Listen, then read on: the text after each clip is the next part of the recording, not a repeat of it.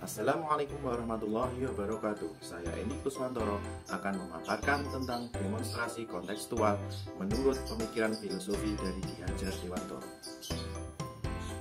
Tujuan dari paparan ini adalah mendesain strategi dalam mewujudkan pemikiran Ki Hajar Dewantoro.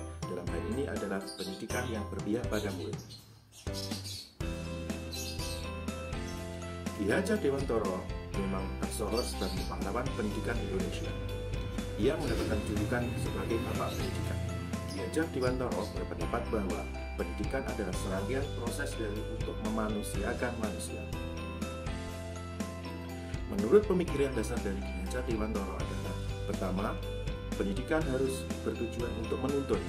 Yang kedua, dasar pendidikan anak berhubungan dengan kodrat alam dan kodrat zaman.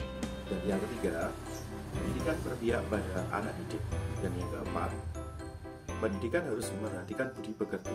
Dan yang kelima adalah pendidik diibaratkan dengan seorang petani. Mari kita bahas satu persatu. Yang pertama, Ki Hajar Dewantoro mengartikan pendidikan sebagai usaha untuk menuntun segenap kekuatan kodrat yang ada pada peserta didik. Kodrat di sini ada dua, yaitu kodrat alam dan kodrat zaman. Kodrat alam adalah proses pendidikan pada umumnya tidak akan lepas dari pengaruh lingkungan. Lingkungan pergaulan yang dimaksud adalah alam keluarga, alam perguruan dalam hal ini adalah sekolah, dan alam pergerakan pemuda dalam hal ini adalah masyarakat. Jadi murid atau siswa, anak didik kita tidak terlepas dari kodrat alam tersebut. Dan yang kedua adalah kodrat zaman. Tumbuh kembang anak didik dari masa ke masa berubah seiring dengan perkembangan zaman dan perkembangan teknologi. Daripada zaman dahulu, siswa hanya mengenal buku untuk mencari segala macam literaturnya. Anak harus pergi ke perpustakaan untuk membaca, untuk mencari apa yang menjadi kendala mereka di sekolah. Tapi dengan perkembangan zaman saat ini, segala macam literatur bisa dilakukan dengan hanya melalui handphone atau menggunakan media internet atau menggunakan gawai mereka masing-masing. Nah, untuk itu kita harus bisa menyesuaikan dengan kodrat zaman tersebut. Kita harus bisa membekali anak didik kita untuk cakap dalam teknologi.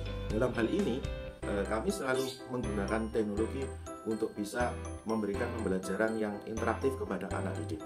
Nah, seperti misalkan dalam foto ini, anak membuat sebuah skenario atau membuat film animasi, kita memerlukan perangkat-perangkat yang terkini untuk membuat produk animasi atau produk film pendek, sehingga anak didik cakap dalam menggunakan peralatan tersebut. Yang kemudian menurut Ki Hajar Dewantoro, pendidikan berpihak pada murid. Dalam proses menuntun anak diberi kebebasan, namun pendidik dapat memposisikan sebagai pamong, dapat memberikan tuntunan arahan agar anak tidak kehilangan arah dan membahayakan dirinya. Seorang pamong dapat memberikan tuntunan agar anak dapat menemukan kemerdekaannya dalam belajar. Pendidik harus mengkondisikan kegiatan dalam pembelajaran yang bebas dari segala ikatan dengan suci hati mendekati anak, bukan meminta suatu hak, melainkan kita sebagai pendidik harus mengaba pada anak. Kemudian anak menemukan kemerdekaan dan kebahagiaannya dalam pembelajaran. Seperti dalam hal ini, anak dapat berkolaborasi dalam suatu diskusi di dalam kelas. Kemudian mereka dapat bebas untuk mengemukakan pendapat, apa yang bisa disampaikan kepada teman-temannya, apa yang menjadi unek-uneknya, atau mungkin saran yang bisa diberikan untuk memberikan kemajuan kepada kelas. Sehingga kegiatan pembelajaran itu tidak menjemukan dan selalu bisa menjadi suasana itu lebih menarik dan lebih hangat. Pendidik sebagai pamong, guru hanya bisa memberikan arahan, membimbing agar apa yang dihasilkan itu tidak salah arah, sehingga guru harus selalu memberikan arahan dan untuk mencapai hasil yang dapat diharapkan oleh siswa atau untuk memenuhi tujuan dari pembelajaran tersebut. Pendidikan membentuk budi pekerti. Budi pekerti atau watak merupakan perpaduan dari gerak pikir, perasaan, kehendak, atau kemampuan untuk menimbulkan tenaga. Budi pekerti dapat diartikan perpaduan dari cipta, rasa, karsa, sehingga menghasilkan suatu karya. Dalam ini, cipta artinya adalah kognitif, karsa adalah afektif, sehingga menghasilkan karya atau psikomotorik. Menurut Ki Hajar Dewantara, guru diibaratkan seorang petani, di mana siswa itu adalah benih, kemudian sekolah itu merupakan lahan. Artinya siswa atau diibaratkan benih, benih dapat tumbuh dengan baik karena ada perhatian dan perawatan. Dia dapat tumbuh dengan baik jika ditanam dengan baik, dirawat dengan baik, dan diberikan pupuk dengan baik. Kemudian sekolah sebagai lahan, artinya adalah lahan adalah salah satu tempat untuk memberikan perawatan dan perhatian bagi benih untuk tumbuh dengan subur dan terawat, sehingga benih itu akan menjadi tumbuhan yang sangat bagus dan berkualitas.